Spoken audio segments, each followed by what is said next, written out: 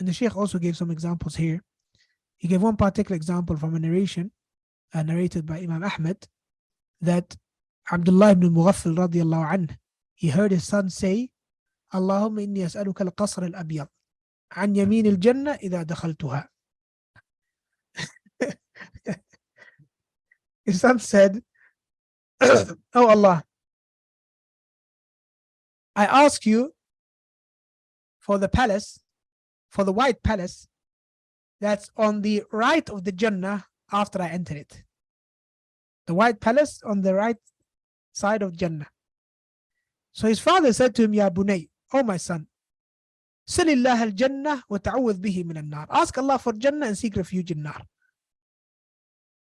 For indeed I heard the messenger, I heard the Prophet Muhammad sallallahu alaihi wasallam say, سيكون في هذه الأمة قوم يعتدون في الطهور والدعاء. That there will be a people of my ummah who will go beyond bounds when it comes to tuhur, tahara, yani wudu and the likes, and they will go beyond bounds when it comes to dua. And this, obviously, this companion now, he considered this particular dua to be a dua that goes beyond bounds. Now, question, would his son have fallen into this trap if he just said the dua of the Messenger Muhammad sallallahu alaihi wasallam, Allahumma inni as'aluka al-jannata wa ma qarraba ilayha min qawlin aw amal, or Allahumma inni a'udhu bika min an-nari wa ma qarraba ilayha min qawlin aw amal?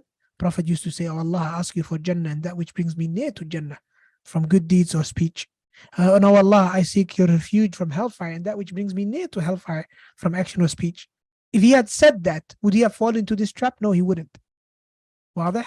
So the best way to ensure that you don't fall into i'tida in dua is stick to the prophetic du'as to the best of your ability. واضح? Wallah, I've heard with my own ears. I was doing i'tikaf in the Prophet's mosque, Al-Masjid al-Nabawi. It's many years ago. Close to 10 years ago, I think. I can't remember when I came here to Saudi. It's like a year or two after I got here. And one of the imams of Al-Masjid al-Nabawi, all right? No one name him, right? Someone that, you know, some people, they look up to. I mean, I haven't really come across a scholar from the scholars of the Sunnah that really praise him, but without mentioning names, he's one of the imams of Al-Masjid al-Nabawi. And you know what dua he made in Salah? He said, Ya Allah, or something like Allahumma. And I'm going to paraphrase it or make it simple. He basically said, oh Allah, take me and everyone in the masjid as a Khalil, just the way that you took Ibrahim as a Khalil. This is i'tida fi dua. This is going beyond bounds in dua. Because one of the examples of going beyond bounds in dua is to ask Allah something that is not befitting for you. It is not befitting for us that we reach the high status of Ibrahim alayhi salam and Muhammad. That status of khullah, Allah subhanahu wa ta'ala has only established it for Ibrahim and Muhammad. It hasn't even been established with authentic narrations of Quran and Sunnah for any other prophet. Then you come 1400 years later. You don't just say, oh Allah, take me as a Khalil. You say, take me as a Khalil. And all of the congregation who Allah knows what their backgrounds are. Some might be worshippers of graves. Some might be whatever, you know, Muslims from all around the world, from different backgrounds. Some might be Shia, some might be Khawarij.